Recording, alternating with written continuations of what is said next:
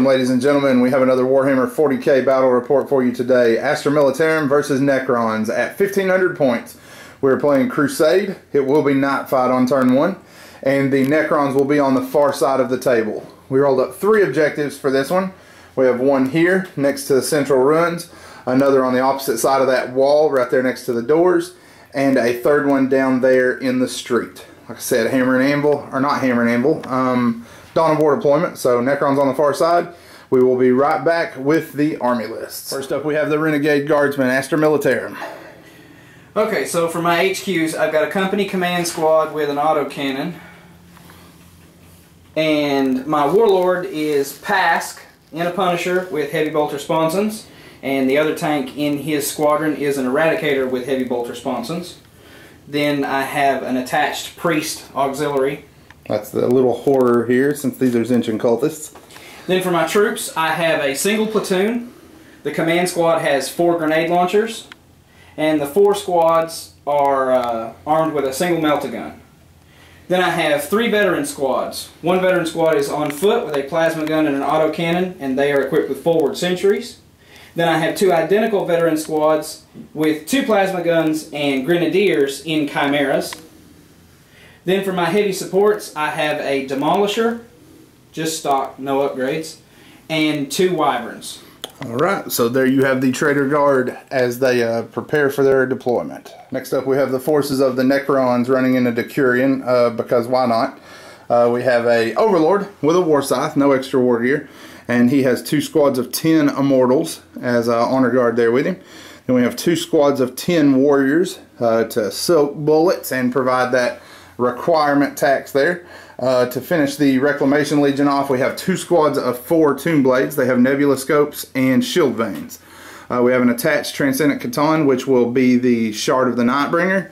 And then we have 10 Scarab Swarms, a Tomb Spider, and 3 Wraiths with Whip Coils to make up a Canoptic Harvest.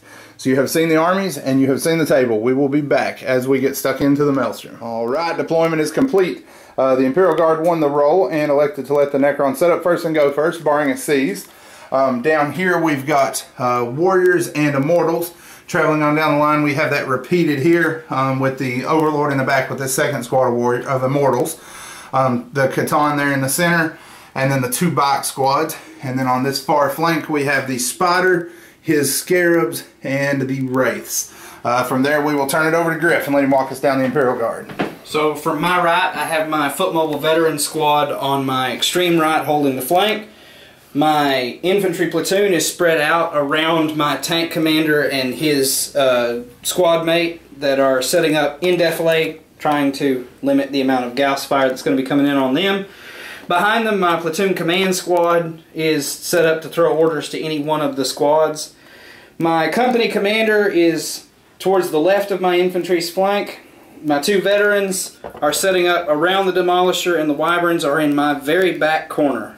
Alrighty, so that is deployment. The Necrons are going first, unless the Guard seize. Would you like to seize? Nope. Alright, so Necrons will have turn 1, and we will be back following that. Necron turn 1 rolls to an end. It was a fairly productive one. We made a base of Scarabs and called reanimation protocols on the group here. They all moved up and ran to try to flank the army, along with the Bikes. Catan took the center hill, trying to stand up high and show himself off, and the rest of the units maneuvered forward. Starting on this flank, we put some fire downrange on the Demolisher, and through 3+ cover and all that other good stuff, we punched 2 of his 3 hull points out. But we're not able to finish him. These guys all moved up and ran because they didn't really have any good targets that were worth shooting at. The Bikes came up and fired through the gap here and knocked 4 guys out of this squad, 3 guys out of this squad, but both of them held their ground. The Catan was the high point of the turn. He's trying to show off since this is the first game we've ever played him. He rolled Sky Falling Stars, which is the 3 barrage shots that are Strength 7 AP 4. They landed here and pulverized this entire 10-man squad, earning first blood and getting rid of this little team on the end. But the Guard are very much intact, and their response is coming up. The Necrons are going to flinch, try to survive and weather the coming storm, and we will be back following their response. Guard turn 1 rolls to an end. General advance, everybody moving forward to take extra positioning here. The Demolisher fired here, trying to get 6 Immortals. He scattered 7 inches off, hit these guys. First guy had 3+ cover. He tanked 1 wound.